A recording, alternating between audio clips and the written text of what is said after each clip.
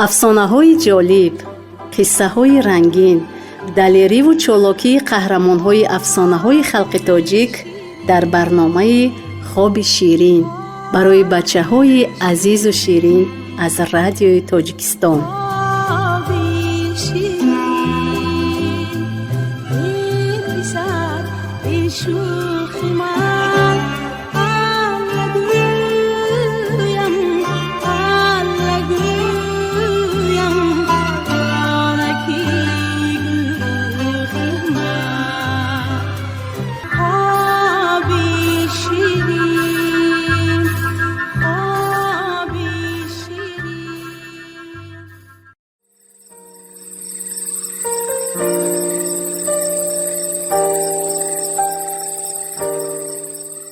سلام اسلام بیبی. امشب من برایتان از کتاب افسانه های خلق تاجیک افسانه گنجشکک گبنادرا را میخوانم. شما آماده اید؟ بود نبود یک زاغ و یک گنجشک بود. زاغ و گنجشک آشنا بودند، به هر جا روند همراه میرفتند، هرچی یابند با هم میخوردند. بهار و تابستان و اول تیر ماه غمی نداشتند. از یک جا به جای دیگر، از یک باغ به باغ دیگر پریده می رفتند و انگور و ملخ، توت و زردالو، پشب و آلو خورده آرام و آسوده زندگی می کردند. ایام گرما به آخر رسیده، فصل سرما رسیده بود که زاغ به گنجشک گفت: ای دوست مهربان، هوا خنک سرد شده ایستاده است. دیری نگذشته باران میبارد، برف میزند. و ما یگان جایی سرپناه در کار. بیا همراه خانه سازیم که گرمکک و نرمکک باشد. با من تشویش کشیده خانه ساختن چی در کار؟ گفت گنجشک. من یگان شکافی میدرایم و تا بهار با حضور خواب میکنم. اختیارت، گفت زاغ. اگر تو نخواهی من برای خودم خانه می سازم.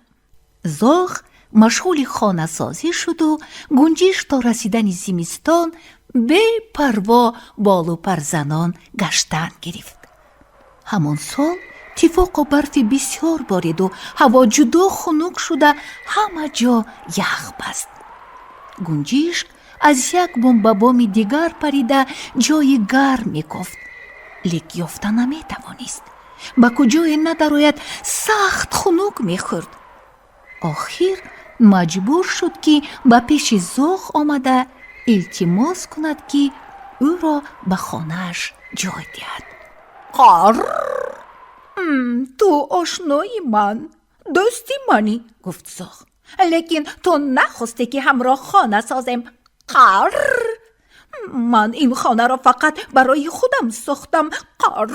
ما دو کس نمی‌گنجیم. گنجشک زاری و تولا کرده گفت: عمرت دراز شود زاغ جان، هیچ روزی بدی را نبینی. با من رحم بود، به خانه‌ات راه دی. با گپی تو ندر آمدم، پشیمان شدم. اگر به خانه‌ات راه ندهی زاغ جان، من از خونگی میمیرم. خیر درا، گفت زاغ. من حاضر خودت میبینی که در اینجا هر دوی ما خواب کرده نمیتوانیم. گنجشک در آمد. شب شد، وقتی خواب شد. گفتگی زاغ بر این در خانه وی برای گنجشک جای خواب نبود. خیر چی علاج؟ بتگی پایم در آمده خواب کن، گفت زاغ. گنجشک بتگی پای زاغ در آمد. ناخن‌های زاغ خور بر این بدن گنجشک خلیدت گرفتند. گنجشک زاغ را بیدار کرده گفت: خوری خور، پاهای تو خور، به سرم خلید، خوابی من پرید. این خیر که باشد، بیا بتگی سرم درا، گفت زاغ. گنجشک به پیشگاه گذشته بتگی سری زاغ در آمد. این دفعه برای گردنش نولی زاغ خلید. گنجشک باز زخ را بیدار کرده گفت خوراخوری خور، نلهای تو خور، برویم خلید، خوابی من پرید. قرر، زخ گفت جای دیگر نیست، اگر خواهی به درون آتش دان در آمده خواب کن. قرر. با آتشتان سری گنجشک غنجید و تنش نه. سر و روی و دهانش پر از خاکستر شد. گنجشک زخ را ناعلاج بیدار کرده گفت پوفا پوفی پوف، توفا توفی توف، آتش داند تنگ، سرم شد گرنگ. قرر.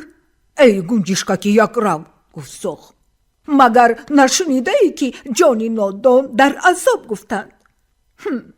تو از نادانیت همه را به عذاب میمانانی و هم خودت را. خواب کن، مان که من هم خواب روم. قرر. هوا خیلی سرد بود. گنجشک هرچند کرد خوابش نبرد. دمش گرفته بی‌طاقت شده بیرون برآمد. زخ پگاهی خسته دید که گنجشککی گپ نادرا در تک در شخ شده مرده مانده است.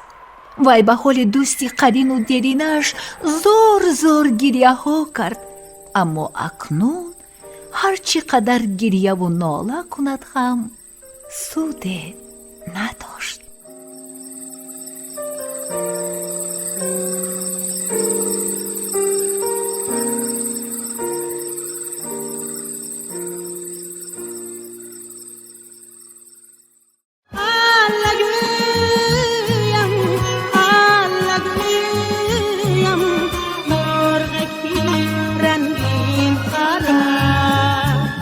افسانه‌های جالب، قصه‌های رنگین، دلیری و چالاکی قهرمان‌های افسانه‌های خلق تاجیک در برنامه خواب شیرین برای بچه‌های عزیز و شیرین از رادیوی تاجیکستان.